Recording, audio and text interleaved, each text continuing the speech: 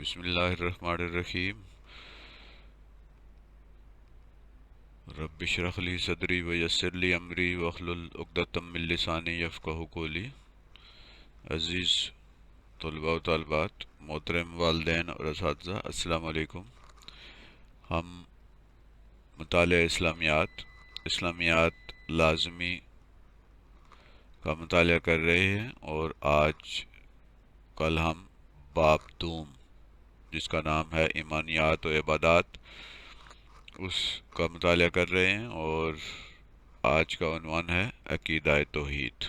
یہ بہت اہم عنوان ہے جس پر ہم تفصیلی بات کریں گے، کیونکہ اسی کی بنیاد پر ہمارے ایمان اور ہمارے اسلام کا دار و مدار ہے۔ پورا دین اسلام اس عقیدے کی بنیاد پر کھڑا ہے۔ دین کی عمارت عقیدہ توحید پر کھڑی ہے، اور عقیدہ توحید کے بغیر نہ دین ہے، نہ ایمان ہے، اور نہ ہی اسلام ہے۔ اور میں ہوں ڈاکٹر محمد نصیر کیانی۔ عقیدہ توحید، توحید کا لفظ وحدہ سے نکلا ہے۔ توحید کا لفظ وحدہ سے نکلا ہے، اور وحدہ کا جو ماخذ ہے، یعنی اس کا جو مادہ ہے، وہ واو، ہا اور دال ہے۔ وحدہ، اس کے معنی ایک ہونا، ایک ماننا، ایک جاننا، یکتا ہونا، یعنی ایک کا تصور اس میں پایا جاتا ہے، واحد کا تصور پایا جاتا ہے، تنہا اور یکتا کا تصور اس میں پایا جاتا ہے۔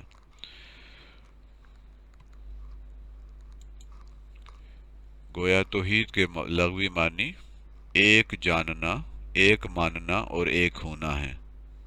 یعنی توحید کے لفظی معنی ہے، لغوی معنی ہے ایک ہونا، ایک جاننا، ایک ماننا۔ احدہ، ایک۔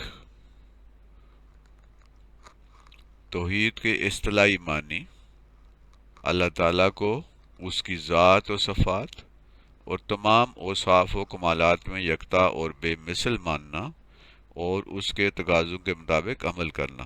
یعنی توحید کے اصطلاحی معنی یہ ہیں کہ ہم اللہ کی ذات کو بھی ایک مانیں، اس کی صفات اور اس کے جتنے اوصاف ہیں اور جتنے کمالات ہیں ان میں اس کو یکتا مانیں۔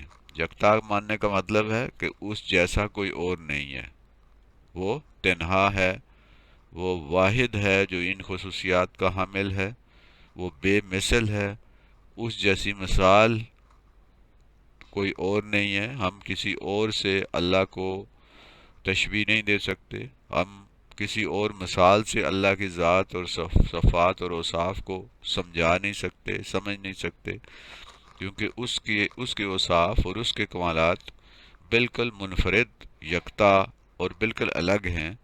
کوئی چیز اس جیسی نہیں ہے، کوئی ہستی اس جیسی نہیں ہے، کوئی اور ایسی چیز یا ہستی ایسی نہیں ہے جس کی ہم مثال دے سکیں کہ اللہ کی صفات اور اوصاف ایسی ہیں۔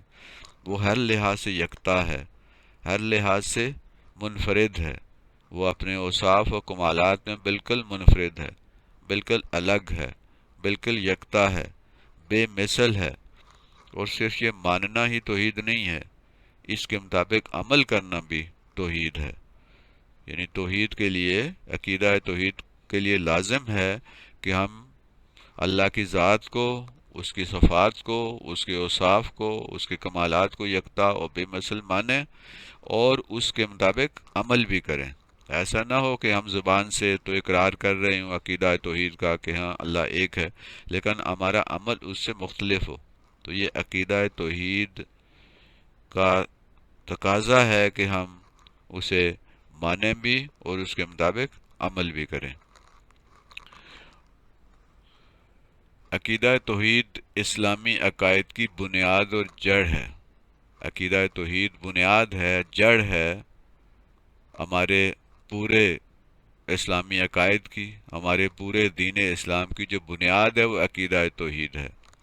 عقیدہ توحید کے بغیر دوسرے عقائد ممکن نہیں ہیں، یعنی دوسرے عقائد ہیں عقیدہ رسالت ہے، عقیدہ الہامی کتب ہے، یعنی آسمانی کتب پر ایمان ہے، ملائکہ پر ایمان ہے، اور یوم آخرت پر ایمان ہے۔ ان تمام عقائد کی کوئی حیثیت نہیں رہتی اگر ہم عقیدہ توحید کو نہیں مانتے تو عقیدہ توحید لازمی اور بنیادی عنصر ہے جس کے بغیر باقی عقائد کا ہونا کوئی معنی نہیں رکھتا۔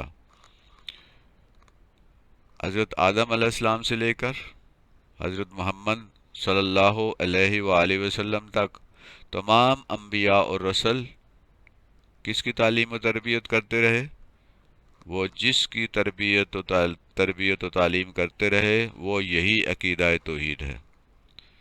یعنی یہ تمام رسول اور تمام انبیاء، تمام نبی جو حضرت آدم علیہ السلام سے جن کا سلسلہ شروع ہوا اور ہمارے پیارے نبی حضرت محمد صلی اللہ علیہ وآلہ وسلم پر ان کا یہ سلسلہ ختم ہوا، یہ تمام انبیاء اور تمام رسول عقیدہ توحید کی ہی تعلیم و تربیت کرتے رہے۔ وہ یہ کہتے رہے کہ ایک اللہ کی عبادت کرو، ایک اللہ کے سامنے سر جھکاؤ، اللہ ایک ہے، اللہ کے سوا کوئی اور عبادت کے لائق نہیں ہے۔ یعنی دین کی بنیادی اور دین کا جو بنیادی عقیدہ ہے وہ عقیدہ توحید ہے۔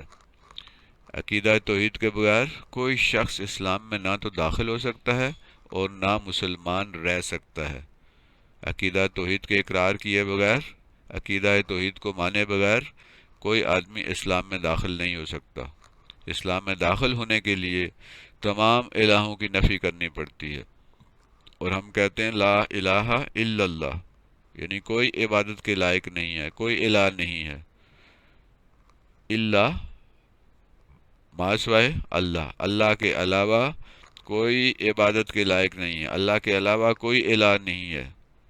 اس کے اقرار کے بغیر نہ تو ہم اسلام میں داخل ہو سکتے ہیں، اور اگر ہم اسلام میں ہیں تو ہم اسلام میں رہ نہیں سکتے جب تک کہ عقیدہ توحید کا اقرار نہ کریں، عقیدہ توحید پر ایمان نہ لائیں۔ عقیدہ توحید کو دل و جان سے جب تک نہیں مانتے ہم نہ اسلام میں داخل ہو سکتے ہیں نہ اسلام میں رہ سکتے ہیں۔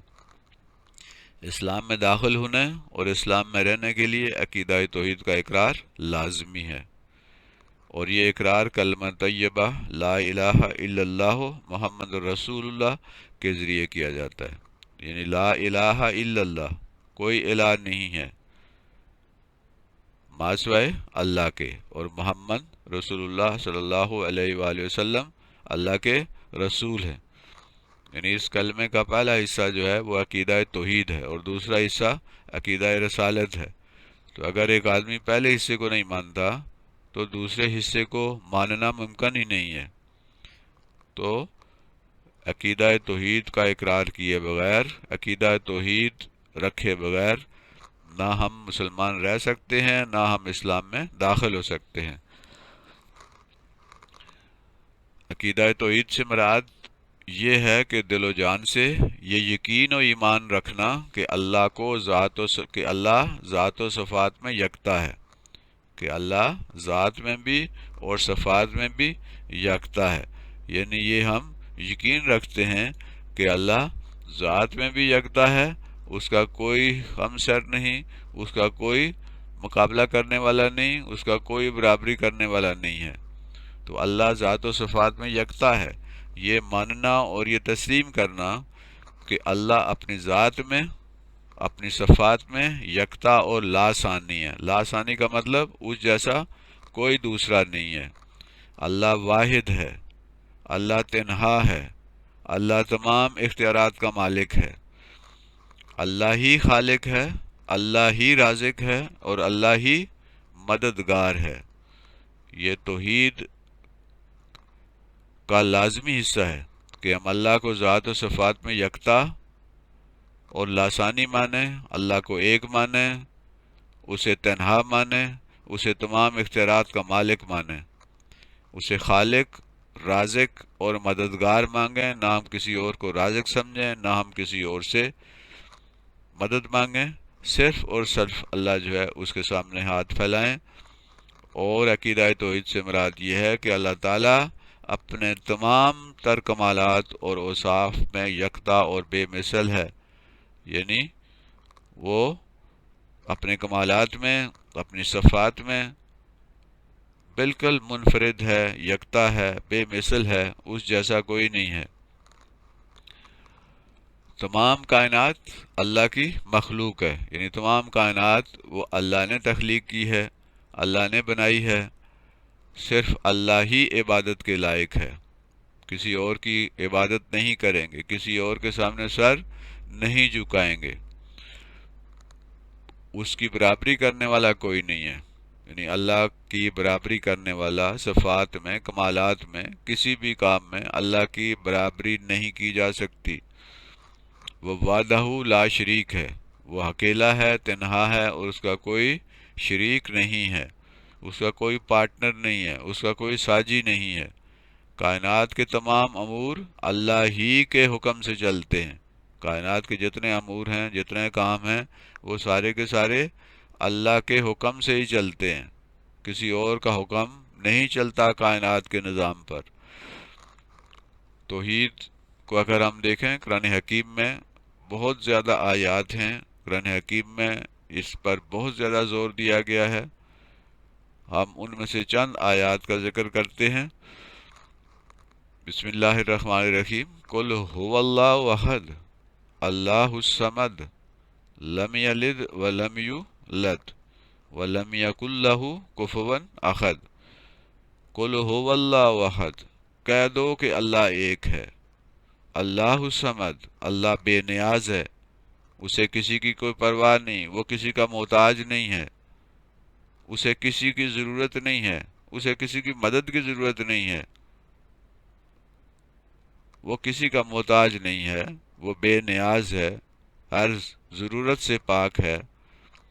لم یلد ولم یولد، نہ اس کی کوئی اولاد ہے اور نہ وہ کسی کی اولاد ہے، یعنی اولاد کی بھی اسے ضرورت نہیں ہے، اس کی کوئی اولاد نہیں ہے، اور نہ وہ کسی کی اولاد ہے، نہ اس کے والدین ہیں۔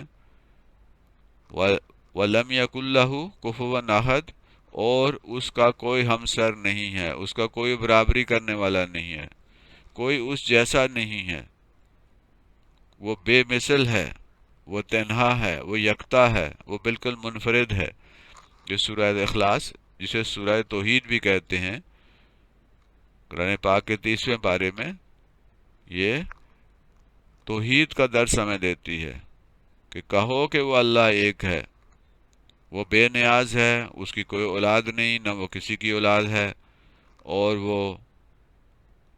اور اس کا کوئی برابری کرنے والا نہیں ہے۔ اسی طرح سورہ بقرہ کی آیت نمبر 163 میں ارشاد ربانی ہے، وَإِلَٰهُكُمْ إِلَٰهٌ وَاحِدٌ لَا إِلَٰهَ إِلَّا هُوَ الرَّحْمَٰنُ الرَّحِيمُ۔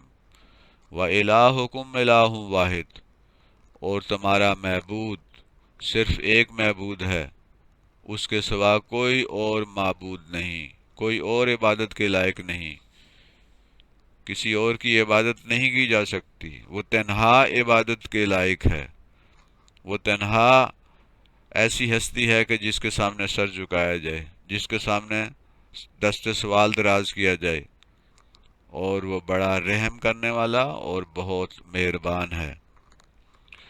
سورۃ الانبیاء کی آیت نمبر 22 میں ہے، لَوْ كَانَ فِيهِمَا إِلَٰهٌ إِلَّا اللَّهُ لَفَسَدَتَا، اگر اللہ کے علاوہ کوئی اور الہ بھی ہوتا تو ان دونوں میں، یعنی زمین و آسمان میں کیا ہوتا؟ فساد برپا ہوتا، اور ان میں کوئی اتحاد و یگانگت نہ ہوتی، ایک نظام کے تحت یہ کائنات چل رہی ہے۔ اگر الہ دو ہوتے اور اگر الہ ایک سے زیادہ ہوتے تو پھر کیا ہوتا؟ ان سسٹم پورا جو ہے تباہ ہو کے رہ جاتا، اس کے اندر ایک فساد ہوتا، ایک جھگڑا ہوتا، ایک افراتفری ہوتی۔ لیکن ہم دیکھتے ہیں کہ کائنات کے جتنے نظام ہیں وہ بڑے طریقے اور سلیقے سے چل رہے ہیں۔ تو یہ دلیل ہے کہ اللہ ایک ہے، اللہ تنہا ہے، اللہ یکتا ہے۔ اسی لیے ایک نظام کائنات ایک سسٹم کے تحت، ایک نظام کے تحت، ایک طریقے کے تحت چل رہا ہے۔ سورۃ الحشر میں اللہ تبارک و تعالیٰ کا ارشاد ہے، هو اللہ الذی لا الہ الا هو عالم الغیب والشہادہ هو الرحمن الرحیم هو اللہ الذی لا الہ الا هو۔ وہی اللہ ہے جس کے سوا کوئی معبود نہیں، کوئی عبادت کے لائق نہیں، ہر غیب اور ظاہر کا جاننے والا ہے، وہ نہایت مہربان اور بہت رحمت والا ہے۔ یعنی وہی اللہ ایک ہے، اس کے سوا کوئی معبود نہیں۔ وہ غائب کو بھی جانتا ہے، وہ مستقبل کو بھی جانتا ہے، وہ ماضی کو بھی جانتا ہے، وہ چھپی ہوئی چیزوں کو بھی جانتا ہے، اور جو چیزیں ظاہر ہیں، جو سامنے ہیں، ان سے بھی وہ خوب آگاہ ہے۔ سورہ فاتحہ میں ہم پڑھتے ہیں ایاک نعبد و ایاک نستعین۔ ایاک نعبد، ہم صرف تیری عبادت کرتے ہیں، و ایاک نستعین، اور صرف تجھ ہی سے مدد مانگتے ہیں۔ یعنی صرف اللہ ہی ایک ہے، اللہ ہی تنہا ہے، صرف اسی سے ہم مدد مانگتے ہیں، ہم اسی کی عبادت کرتے ہیں، ہم اسی کے سامنے سر جھکاتے ہیں۔ تو قرآن حکیم کے ساتھ ساتھ جب ہم نبی کریم صلی اللہ علیہ وآلہ وسلم کی احادیث کو دیکھتے ہیں تو وہاں پر بھی ہمیں توحید کے دلائل ملتے ہیں۔ ان نبی کریم صلی اللہ علیہ وسلم کی احادیث کا مفہوم کچھ اس طرح ہے، فرمایا جو کوئی شہادت دے کہ اللہ کے سوا کوئی معبود نہیں اور محمد صلی اللہ علیہ وآلہ وسلم اس کے رسول ہیں، تو اللہ نے اس شخص پر دوزخ حرام کر دی۔ یعنی جب کوئی آدمی یہ شہادت دیتا ہے، یہ گواہی دیتا ہے کہ اللہ کے سوا کوئی معبود نہیں ہے اور محمد صلی اللہ علیہ وآلہ وسلم اس کے رسول ہیں، تو وہ شخص دوزخ سے بچ جاتا ہے، دوزخ اس پر حرام کر دی جاتی ہے۔ اللہ کے سوا کوئی معبود نہیں، نبی صلی اللہ علیہ وسلم فرمایا اللہ کے سوا کوئی معبود نہیں، کوئی عبادت کے لائق نہیں، اور جب یہ شہادت دی جاتی ہے تو گویا یہ جنت کی کنجی ہے، چابی ہے جنت کی۔ اللہ کے سوا کوئی معبود نہیں کی شہادت دینا جنت کی کنجی ہے۔ نبی محترم نے فرمایا، اللہ تعالیٰ فرماتا ہے لا الہ الا اللہ میرا قلعہ ہے، جو اس میں داخل ہوا وہ محفوظ ہوا۔ یعنی لا الہ الا اللہ ایک قلعہ ہے، ایک مضبوط عمارت ہے، جب اس کے اندر بندہ داخل ہو جاتا ہے تو وہ شیطان کے حملوں سے، برائیوں سے اور خرابیوں سے بچ جاتا ہے۔ عقیدہ توحید بہت اہم ہے، اس کی اہمیت بہت زیادہ ہے، جیسا کہ ہم نے پہلے بھی کہا ہے کہ اس کے بغیر اسلام میں آنا اور اسلام میں رہنا ممکن نہیں۔ عقیدہ توحید دین اسلام کی بنیاد ہے، دین اسلام کی جڑ ہے۔ اس کو ماننے اور اس پر ایمان لائے بغیر کوئی بھی شخص اسلام میں نہ تو داخل ہو سکتا ہے، نہ اسلام میں رہ سکتا ہے۔ یہ ضروری ہے کہ عقیدہ توحید جو ہے اسے مانا جائے، اس پہ عمل کیا جائے، کیونکہ اس کے بغیر ہم نہ مسلمان ہو سکتے ہیں، نہ مسلمان رہ سکتے ہیں۔ عقیدہ توحید کے بغیر کوئی عبادت قبول نہیں ہوتی۔ اگر اللہ کی توحید کا اقرار نہیں ہے، اگر عقیدہ توحید نہیں رکھتے تو عبادت جو ہم کریں گے وہ سب بیکار چلی جائے گی، وہ عبادت قبول نہیں کی جائے گی۔ عقیدہ توحید کے بغیر دیگر عقائد ممکن نہیں ہے۔ عقیدہ توحید کے بغیر عقیدہ رسالت، آخرت پر ایمان، ملائکہ پر ایمان، نبیوں پر ایمان اور الہامی کتابوں پر ایمان ممکن نہیں ہے۔ عقیدہ توحید کو اگر ہم نہیں مانیں گے تو باقی عقائد بیکار ہیں، وہ عقائد رکھے ہی نہیں جا سکتے، کیونکہ اللہ ہی رسول بھیجتا ہے، اللہ ہی نے رسول بھیجے ہیں، اللہ ہی نے کتابیں نازل کی ہیں، اللہ ہی کے فرشتے ہیں اور وہی فرشتوں کو بھیجتا ہے اور ان کی مختلف ذمہ داریاں لگاتا ہے۔ اگر ہم عقیدہ توحید پر یقین نہیں رکھیں گے تو باقی عقائد جو ہے ان کا ہونا ممکن نہیں ہے۔ عقیدہ توحید ہی سے مومن اور غیر مومن کا فرق معلوم ہوتا ہے، یعنی عقیدہ توحید سے ہی پتہ چلتا ہے کہ یہ مومن ہے، یہ ایماندار ہے، اور یہ غیر مومن ہے، یعنی یہ ایمان والا نہیں ہے۔ اس کا فیصلہ عقیدہ توحید پر ہی ہوتا ہے۔ عقیدہ توحید انسان کو شیطان کے حملوں اور جالوں سے بچاتا ہے، جیسے نبی کریم صلی اللہ علیہ وسلم نے فرمایا کہ عقیدہ توحید گویا کہ ایک قلعہ ہے، جب آپ اس کے اندر چلے جاتے ہیں تو شیطان کے حملوں سے اور شیطان کی چالوں سے بچ جاتے ہیں۔ عقیدہ توحید شرک جیسے گناہ کبیرہ سے بچاتا ہے۔ شرک جو ہے وہ ایک بہت بڑا گناہ ہے، گناہ کبیرہ ہے، ایک ظلم ہے، اور عقیدہ توحید اس کبیرہ گناہ سے انسان کو بچاتا ہے۔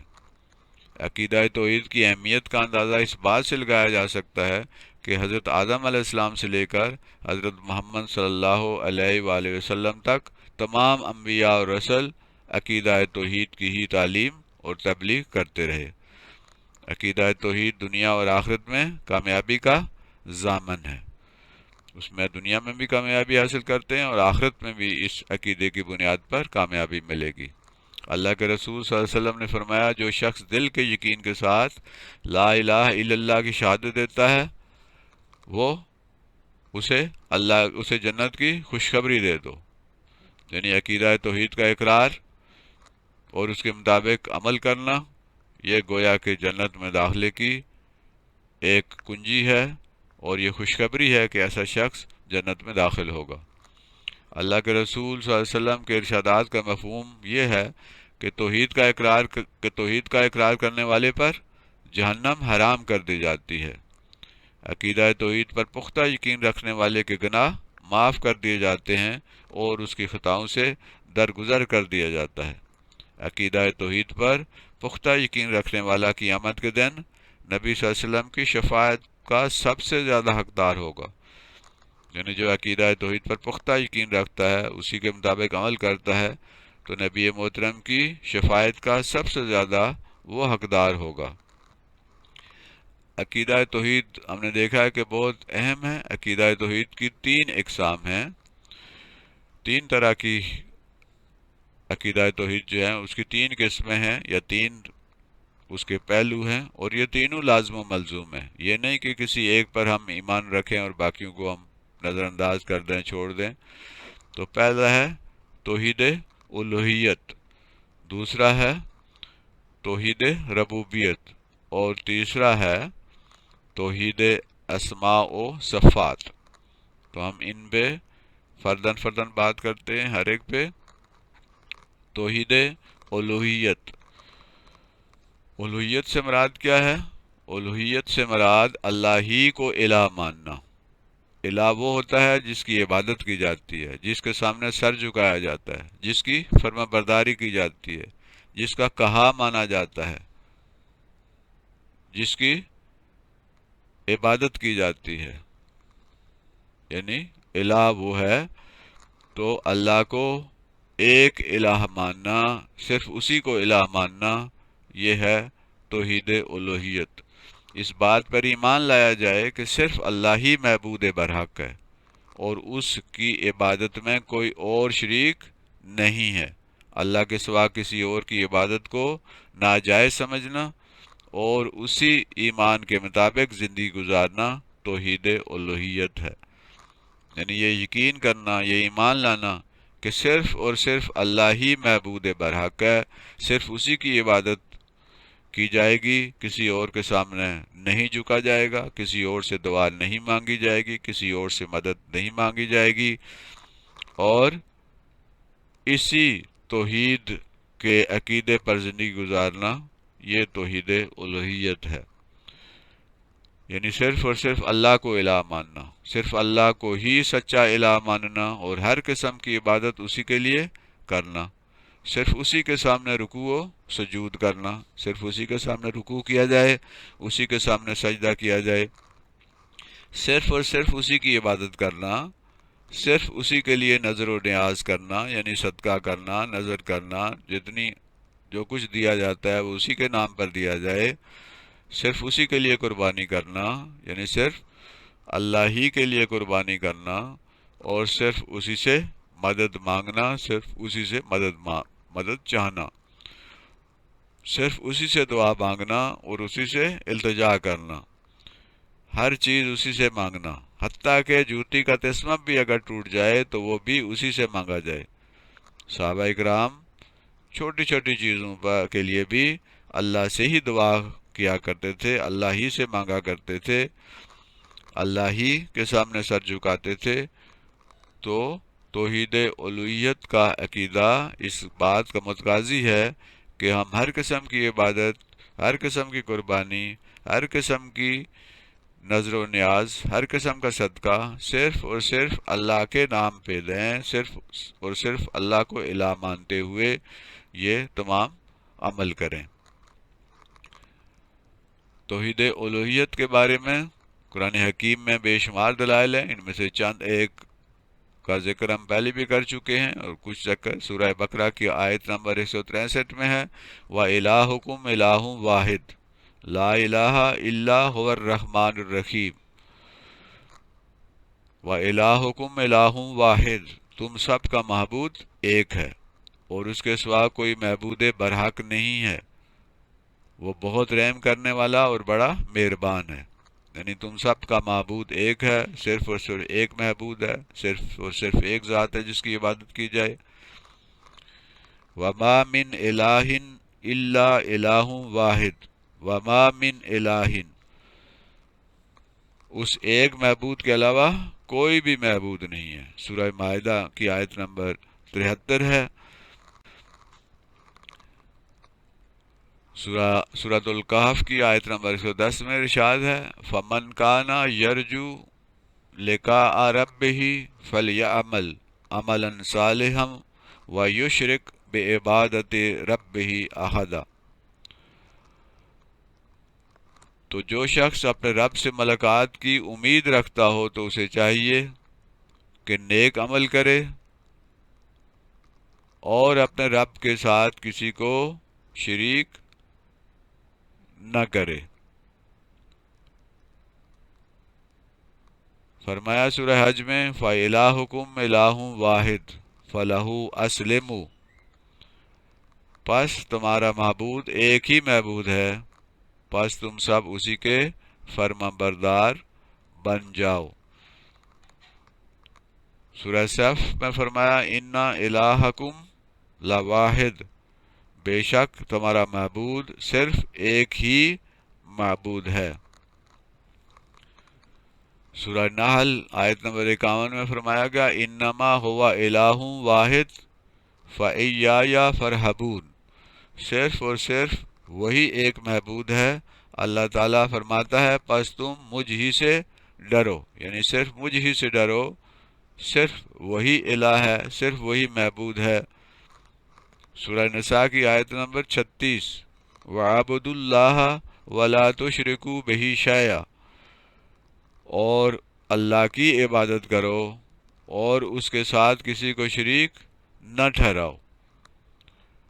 سورۃ الشعراء آیت نمبر 213 میں ارشاد ہے، فَلَا تَدْعُوا مَعَ اللَّهِ إِلَٰهًا، پس اللہ کے ساتھ کسی اور کو معبود سمجھ کر مت پکارو، کسی اور کو مت پکارو اللہ کی طرح معبود سمجھ کر۔ تو قرآن حکیم کے ساتھ ساتھ حدیث نبوی کی روشنی میں بھی ہمیں توحید الوہیت کے اسباق ملتے ہیں۔ حدیث میں توحید الوہیت کو بہت اہمیت دی گئی ہے۔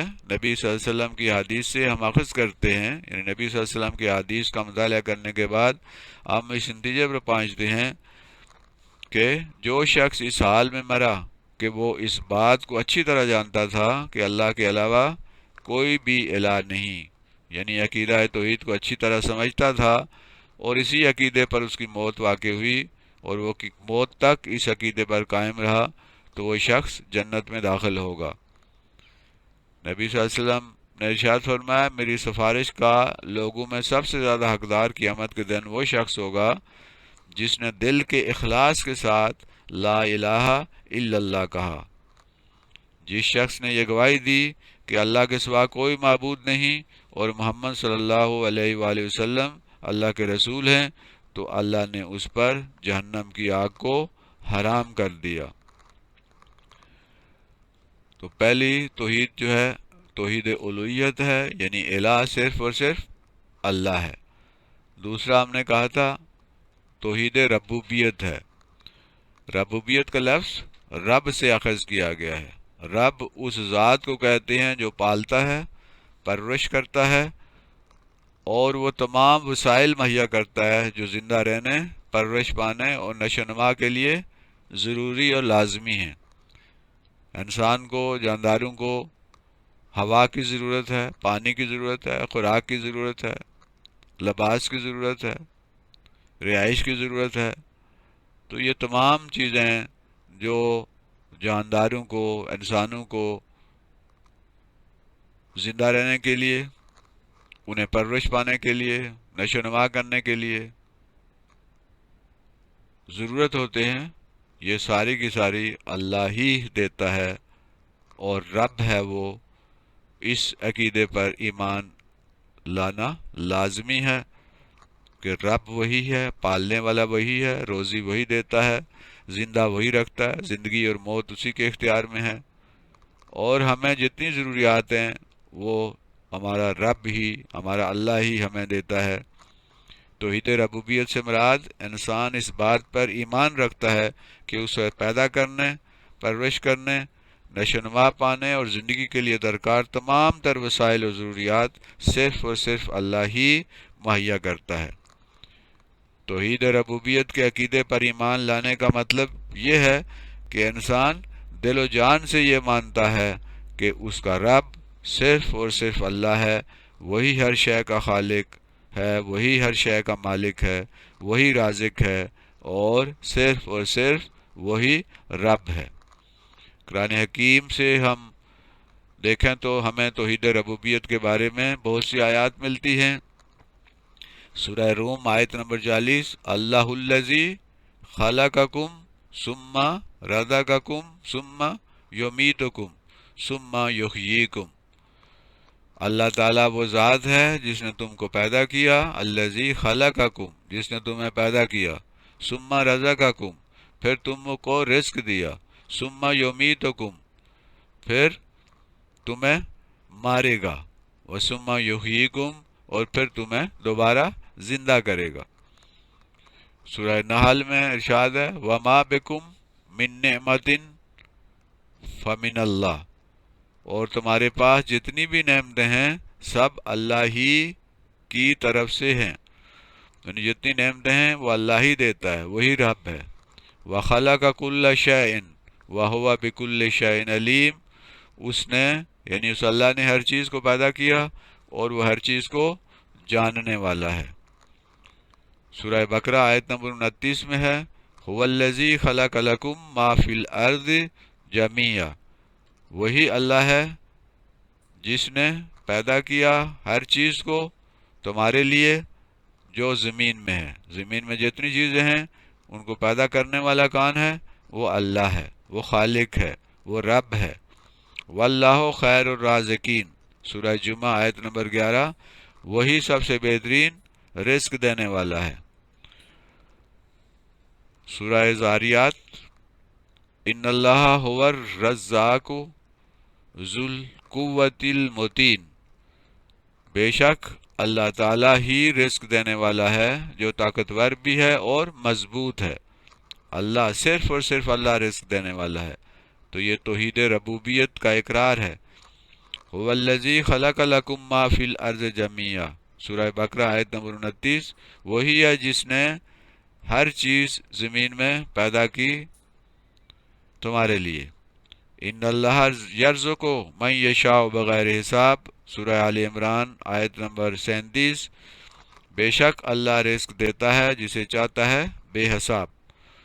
وَإِذَا مَرِضْتُ فَهُوَ يَشْفِينِ، سورہ شعراء آیت نمبر 80، اور جب میں بیمار ہوتا ہوں تو وہی مجھے شفا دیتا ہے۔ شفا دینے والا اللہ ہی ہے، اللہ کی ذات ہی ہمیں بیماریوں سے شفا دیتی ہے۔ توحید ربوبیت حدیث کی روشنی میں اگر ہم بات کریں تو حدیث میں توحید ربوبیت کو بہت اہمیت دی گئی ہے۔ نبی اکرم صلی اللہ علیہ وسلم کی حدیث اس بارے میں بہت واضح ہیں۔ آپ نے فرمایا ہے اللہ تو ہی میرا رب ہے، تیرے علاوہ کوئی بھی الہ نہیں ہے، تو نے ہی مجھے پیدا کیا۔ اے اللہ جسے تو کوئی چیز دے اس سے وہ چیز کوئی روکنے والا نہیں ہے، اور جس سے تو کوئی چیز روک لے اس کو وہ چیز کوئی دینے والا نہیں ہے۔ سب تعریفیں اللہ ہی کے لیے ہیں جس نے ہمیں کھلایا اور پلایا اور ہمیں کافی ہو گیا اور ہمیں جگہ دی۔ تیسری توحید ہے توحید اسماء و صفات۔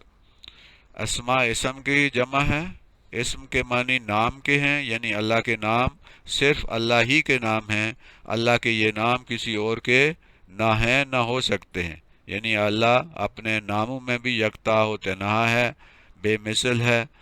صفات صفت کی جمع ہے، صفت خاص خوبی یا خصوصیت کو کہا جاتا ہے۔ توحید صفات سے مراد یہ ہے کہ اللہ کی صفات صرف اور صرف اللہ کی صفات ہیں، یعنی اللہ کی صفات، اللہ کی خوبیاں، اللہ کی خصوصیات کسی اور میں نہیں پائی جاتی۔ توحید اسماء و صفات سے مراد یہ اعتقاد رکھنا کہ اللہ تعالیٰ اپنے ناموں اور اپنی صفات کے لحاظ سے یکتا ہے، اس کے نام بھی یکتا ہیں، منفرد ہیں، اس کا کوئی برابری کرنے والا نہیں ہے، نہ اس کے ناموں میں نہ اس کی صفات میں۔ اس کی صفات صرف اسی کی صفات ہیں اور ان صفات کا ہونا کسی اور میں ممکن نہیں ہے۔ اللہ اپنے اسماء یعنی اپنے ناموں اور اپنی صفات کے لحاظ سے یکتا ہے، تنہا ہے، واحد ہے، اکیلا ہے اور بالکل منفرد ہے۔ اللہ کی صفات ہر قسم کے نقص، عیب اور مخلوق کی مشابہت سے بالکل پاک ہیں۔ اللہ کے نام اور اس کی صفات ہمیشہ سے ہیں اور ہمیشہ رہیں گی۔ اللہ تعالیٰ کے نام اسماء دو طرح کے ہیں، الف ذاتی نام، جیسے اللہ کا ذاتی نام ہے، یہ نام کسی بھی اور کا نہیں ہو سکتا، اور دوسرے ہیں صفاتی نام جن میں اللہ کی کسی صفت کا بیان ہو، جیسے سمیع، علیم، رحیم، کریم۔ اللہ تعالیٰ کی صفات بھی دو قسم کی ہیں۔ الف وہ صفات جو کہ اللہ کی ذاتی صفات ہیں، جیسے اللہ کی ذات ہمیشہ سے ہے اور ہمیشہ رہے گی۔ اللہ کی صفات جیسے علیم ہے، حی القیوم ہے۔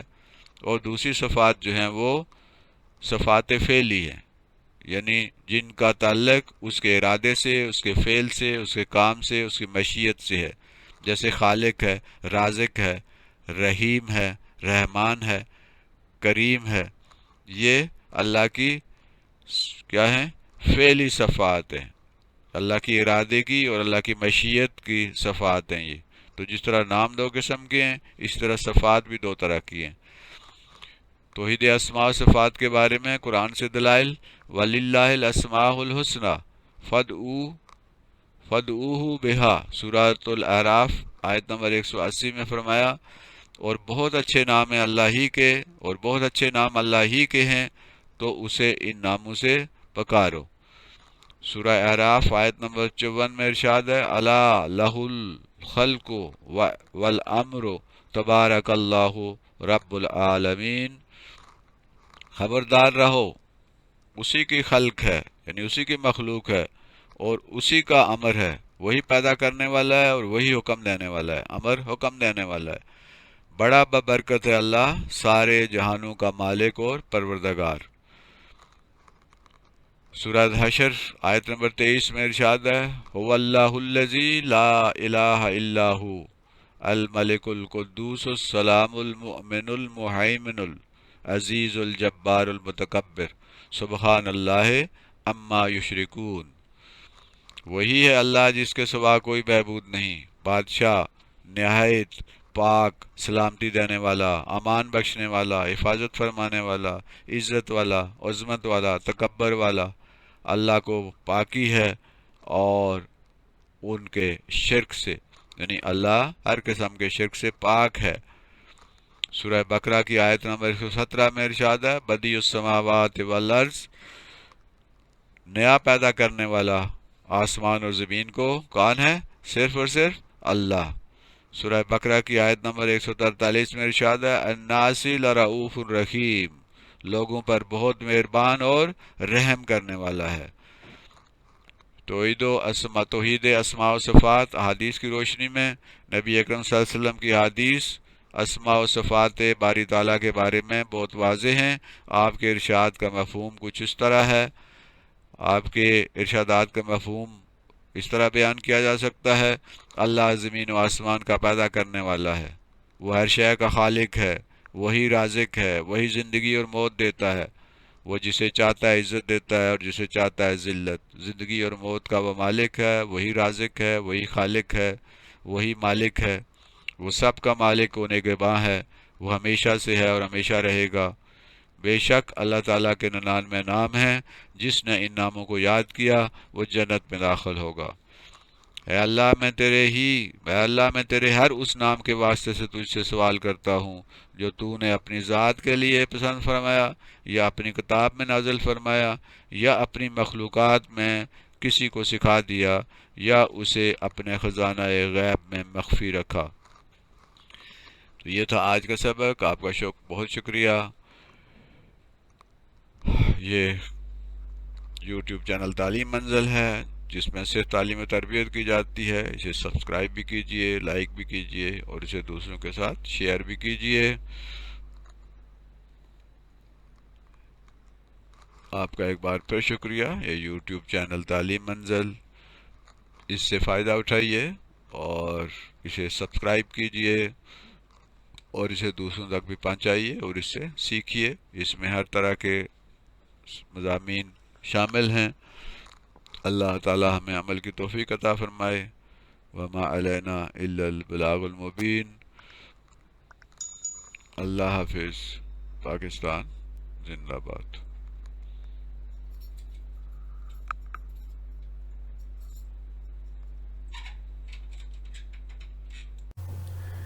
فمن كان يرجو لقاء ربه فليعمل عملا صالحا ولا يشرك بعبادة ربه أحدا۔ سورہ کاف آیت نمبر 110۔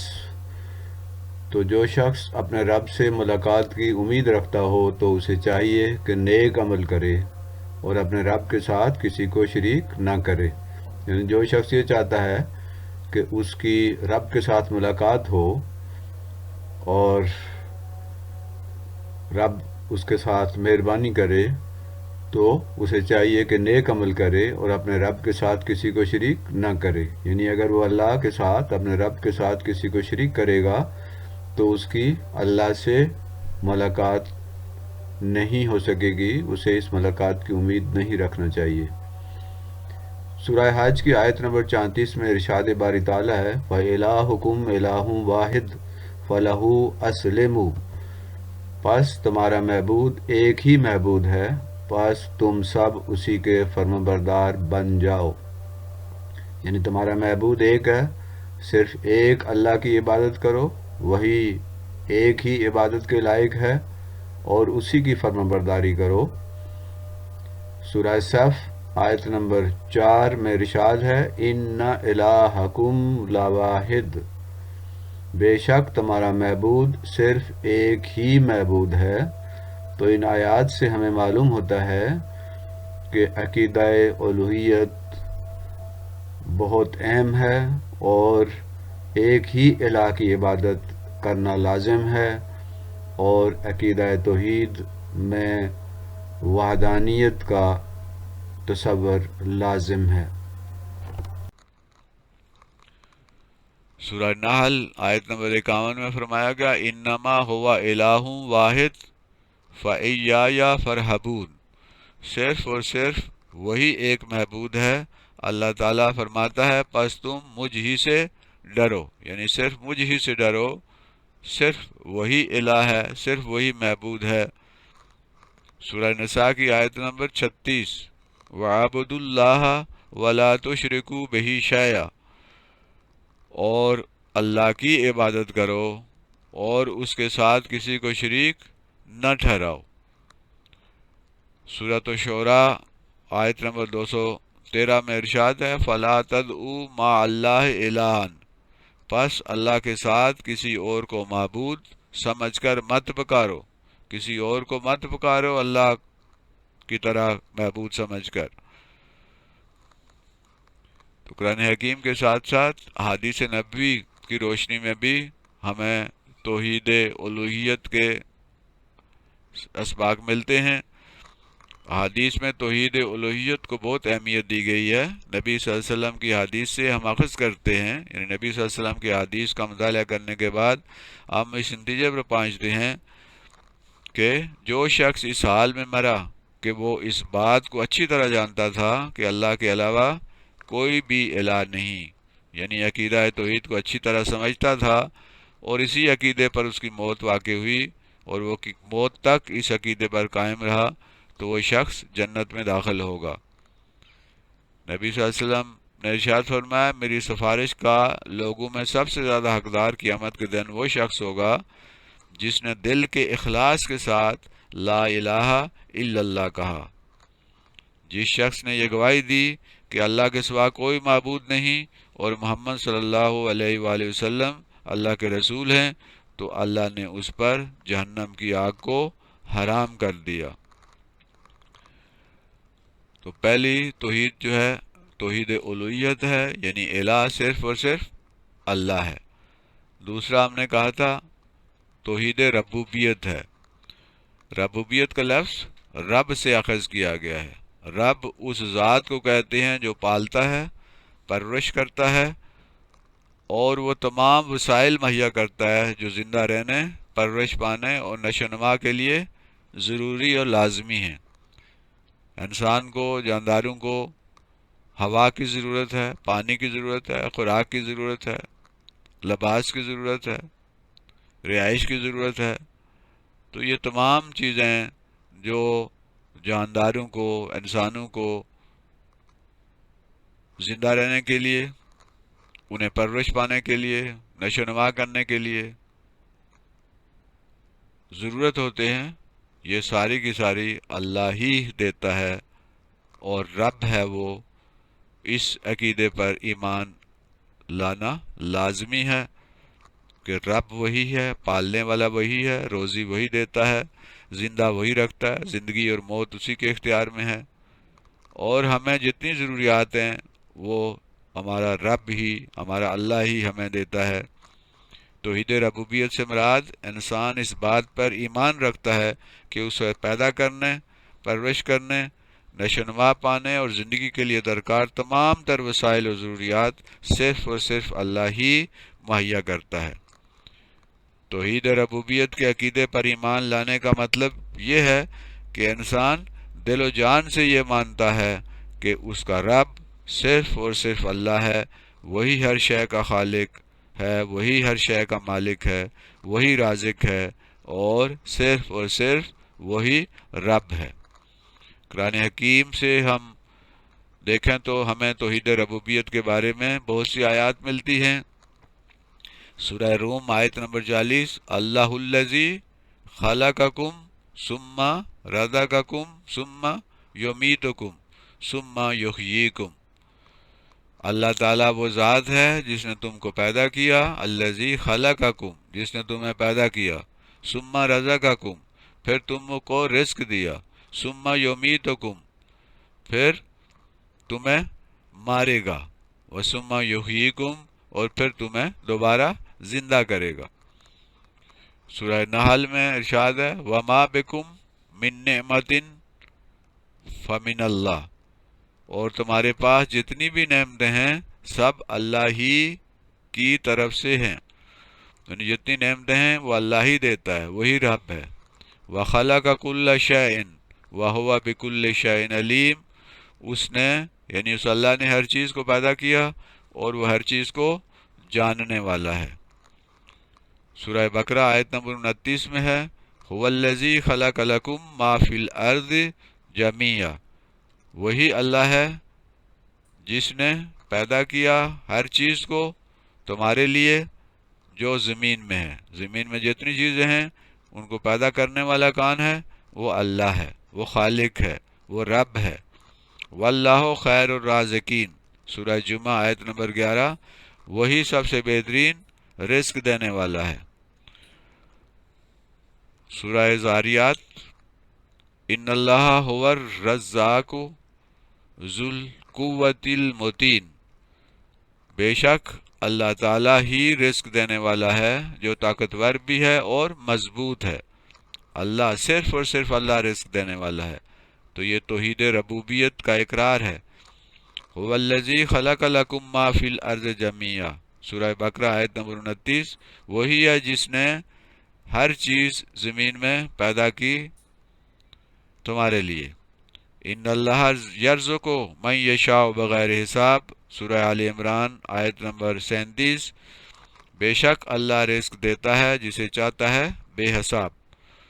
وَإِذَا مَرِضْتُ فَهُوَ يَشْفِينِ، سورہ شعراء آیت نمبر 80، اور جب میں بیمار ہوتا ہوں تو وہی مجھے شفا دیتا ہے۔ شفا دینے والا اللہ ہی ہے، اللہ کی ذات ہی ہمیں بیماریوں سے شفا دیتی ہے۔ توحید ربوبیت حدیث کی روشنی میں اگر ہم بات کریں تو حدیث میں توحید ربوبیت کو بہت اہمیت دی گئی ہے۔ نبی اکرم صلی اللہ علیہ وسلم کی حدیث اس بارے میں بہت واضح ہیں۔ آپ نے فرمایا ہے، اللہ تو ہی میرا رب ہے، تیرے علاوہ کوئی بھی الہ نہیں ہے، تو نے ہی مجھے پیدا کیا۔ اے اللہ، جسے تو کوئی چیز دے اس سے وہ چیز کوئی روکنے والا نہیں ہے، اور جس سے تو کوئی چیز روک لے اس کو وہ چیز کوئی دینے والا نہیں ہے۔ سب تعریفیں اللہ ہی کے لیے ہیں جس نے ہمیں کھلایا اور پلایا اور ہمیں کافی ہو گیا اور ہمیں جگہ دی۔ تیسری توحید ہے توحید اسماء و صفات۔ اسماء اسم کی جمع ہے، اسم کے معنی نام کے ہیں، یعنی اللہ کے نام صرف اللہ ہی کے نام ہیں، اللہ کے یہ نام کسی اور کے نہ ہیں نہ ہو سکتے ہیں، یعنی اللہ اپنے ناموں میں بھی یکتا و تنہا ہے، بے مثل ہے۔ صفات صفت کی جمع ہے، صفت خاص خوبی یا خصوصیت کو کہا جاتا ہے۔ توحید صفات سے مراد یہ ہے کہ اللہ کی صفات صرف اور صرف اللہ کی صفات ہیں، یعنی اللہ کی صفات، اللہ کی خوبیاں، اللہ کی خصوصیات کسی اور میں نہیں پائی جاتی۔ توحید اسماء و صفات سے مراد یہ اعتقاد رکھنا کہ اللہ تعالیٰ اپنے ناموں اور اپنی صفات کے لحاظ سے یکتا ہے، اس کے نام بھی یکتا ہیں، منفرد ہیں، اس کا کوئی برابری کرنے والا نہیں ہے، نہ اس کے ناموں میں نہ اس کی صفات میں۔ اس کی صفات صرف اسی کی صفات ہیں، اور ان صفات کا ہونا کسی اور میں ممکن نہیں ہے۔ اللہ اپنے اسماء یعنی اپنے ناموں اور اپنی صفات کے لحاظ سے یکتا ہے، تنہا ہے، واحد ہے، اکیلا ہے اور بالکل منفرد ہے۔ اللہ کی صفات ہر قسم کے نقص، عیب اور مخلوق کی مشابہت سے بالکل پاک ہیں۔ اللہ کے نام اور اس کی صفات ہمیشہ سے ہیں اور ہمیشہ رہیں گی۔ اللہ تعالیٰ کے نام اسماء دو طرح کے ہیں، الف ذاتی نام، جیسے اللہ کا ذاتی نام ہے، یہ نام کسی بھی اور کا نہیں ہو سکتا، اور دوسرے ہیں صفاتی نام جن میں اللہ کی کسی صفت کا بیان ہو، جیسے سمیع، علیم، رحیم، کریم۔ اللہ تعالیٰ کی صفات بھی دو قسم کی ہیں۔ الف وہ صفات جو کہ اللہ کی ذاتی صفات ہیں، جیسے اللہ کی ذات ہمیشہ سے ہے اور ہمیشہ رہے گی۔ اللہ کی صفات جیسے علیم ہے، حی القیوم ہے۔ اور دوسری صفات جو ہیں وہ صفات فعلی ہیں، یعنی جن کا تعلق اس کے ارادے سے، اس کے فعل سے، اس کے کام سے، اس کی مشیت سے ہے، جیسے خالق ہے، رازق ہے، رحیم ہے، رحمان ہے، کریم ہے۔ یہ اللہ کی کیا ہیں؟ فعلی صفات ہیں، اللہ کی ارادے کی اور اللہ کی مشیت کی صفات ہیں یہ۔ تو جس طرح نام دو قسم کے ہیں، اس طرح صفات بھی دو طرح کی ہیں۔ توحید اسماء و صفات کے بارے میں قرآن سے دلائل، وَلِلَّهِ الْأَسْمَاءُ الْحُسْنَى فَادْعُوهُ بِهَا، سورۃ الاعراف آیت نمبر 180 میں فرمایا، اور بہت اچھے نام ہیں اللہ ہی کے، اور بہت اچھے نام اللہ ہی کے ہیں، تو اسے ان ناموں سے پکارو۔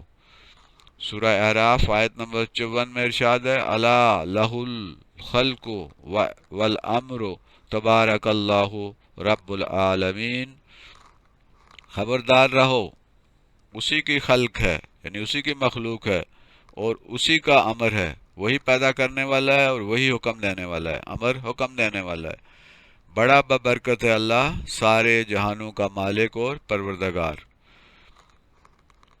سورہ حشر آیت نمبر 23 میں ارشاد ہے، هو اللہ الذی لا الہ الا ہو الملک القدوس السلام المؤمن المہیمن العزیز الجبار المتکبر سبحان اللہ اما یشرکون۔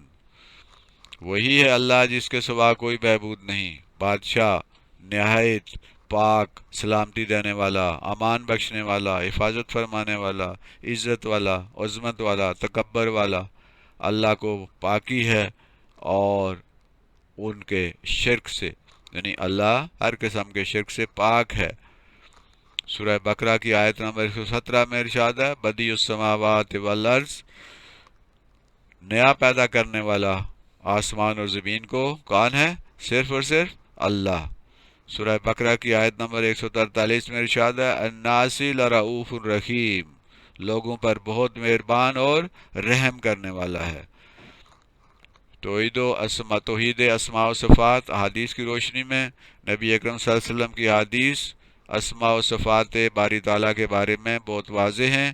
آپ کے ارشاد کا مفہوم کچھ اس طرح ہے، آپ کے ارشادات کا مفہوم اس طرح بیان کیا جا سکتا ہے، اللہ زمین و آسمان کا پیدا کرنے والا ہے، وہ ہر شے کا خالق ہے، وہی رازق ہے، وہی زندگی اور موت دیتا ہے، وہ جسے چاہتا ہے عزت دیتا ہے اور جسے چاہتا ہے ذلت۔ زندگی اور موت کا وہ مالک ہے، وہی رازق ہے، وہی خالق ہے، وہی مالک ہے، وہ سب کا مالک و نگہباں ہے، وہ ہمیشہ سے ہے اور ہمیشہ رہے گا۔ بے شک اللہ تعالیٰ کے 99 نام ہیں، جس نے ان ناموں کو یاد کیا وہ جنت میں داخل ہوگا۔ اے اللہ میں تیرے ہر اس نام کے واسطے سے تجھ سے سوال کرتا ہوں جو تو نے اپنی ذات کے لیے پسند فرمایا یا اپنی کتاب میں نازل فرمایا یا اپنی مخلوقات میں کسی کو سکھا دیا یا اسے اپنے خزانہ غیب میں مخفی رکھا۔ تو یہ تھا آج کا سبق، آپ کا بہت شکریہ۔ یہ یوٹیوب چینل تعلیم منزل ہے جس میں صرف تعلیم و تربیت کی جاتی ہے، اسے سبسکرائب بھی کیجئے، لائک بھی کیجئے اور اسے دوسروں کے ساتھ شیئر بھی کیجئے۔ آپ کا ایک بار پھر شکریہ۔ یہ یوٹیوب چینل تعلیم منزل، اس سے فائدہ اٹھائیے اور اسے سبسکرائب کیجئے اور اسے دوسروں تک بھی پہنچائیے اور اس سے سیکھیے۔ اس میں ہر طرح کے مضامین شامل